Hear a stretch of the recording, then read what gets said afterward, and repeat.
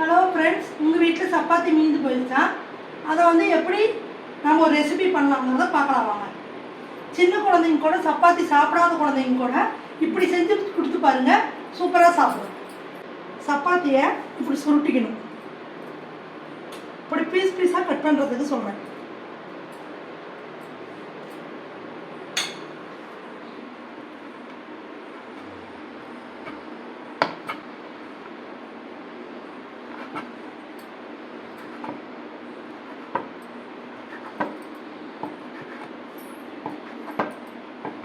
Noodles மாதிரி இப்படி நீட்டமாக வரும்.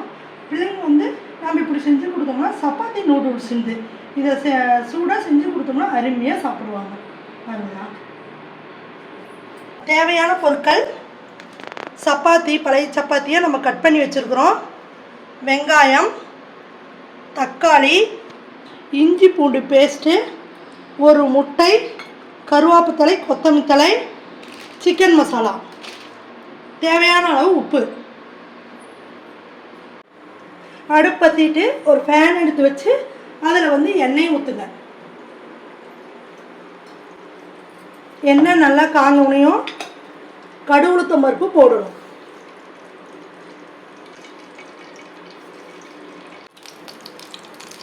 பாருங்க, கடுகு நல்லா இப்படி பொரிஞ்சு வரணும்.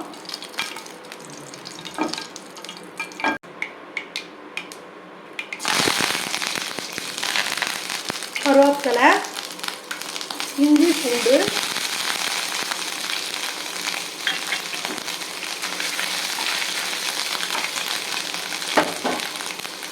ஒரு கப் வெங்காயம்,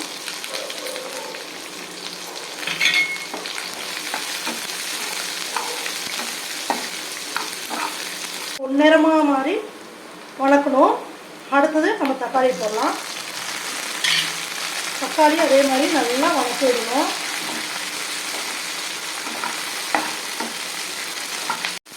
இங்கே பாருங்க, நல்லா இப்படி பொன்னிறமாக நல்லா தக்காளியே தெரியாத அளவுக்கு நல்லா பேஸ்ட்டு மாதிரி நல்லா வணக்கணும்.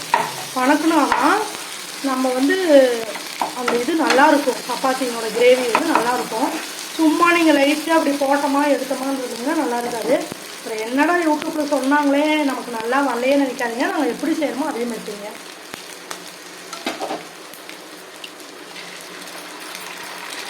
முட்டை பிடிக்காதுங்க, முட்டை போடாத கூட செய்யலாம். இல்லை முட்டை வேணுங்கிறீங்க, முட்டையை போட்டு செய்யலாம். அது உங்கள் விருப்பம்தான்.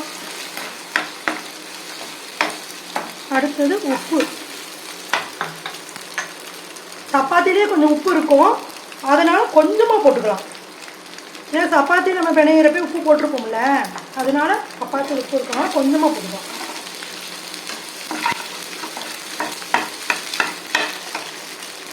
சிக்கன் மசாலாவை நான் போடுறேன். உங்களுக்கு வரமிளகாய் தூள் போடணும்னா வேணும்னா கூட போட்டுக்கோங்க.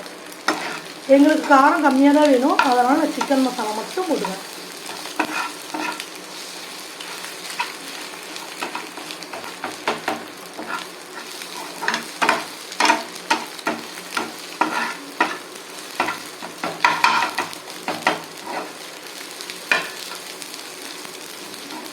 நல்லா வதக்கினது பிற்பாடு இந்த சப்பாத்தி எடுத்து இதில் போடுறேன்.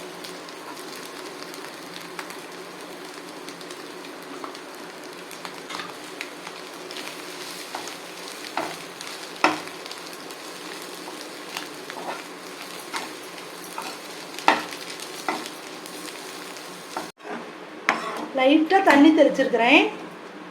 பாருங்க, அப்படியே கொஞ்சம் அடுப்பு கொஞ்சம் சன்னமாக வச்சு அப்படியே கப்புன்னு கொஞ்சம் நேரம் மூடி வச்சுருந்தா கொஞ்சம் சாஃப்ட்னஸ் கிடைக்கும் நமக்கு. கொஞ்சம் சன்னமாக வச்சுருக்கிறேன். இது எப்படி இருக்குது பார்த்தீங்களா? கொத்து புரோட்டா மாதிரி இருக்கும், நல்லா டேஸ்ட்டாக இருக்கும். அவ்வளோதான். நம்ம இப்போ கொத்தமல்லி போட்டு இறக்கலாம்.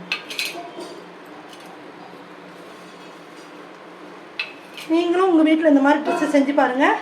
செஞ்சு பார்த்துட்டு எப்படி இருக்குதுன்னு கமெண்ட் பாக்ஸில் எனக்கு சொல்லுங்கள். Bye friends. இப்போ பாருங்கள், பிள்ளைங்களுக்கு இப்போ சேவ் பண்ணலாம்.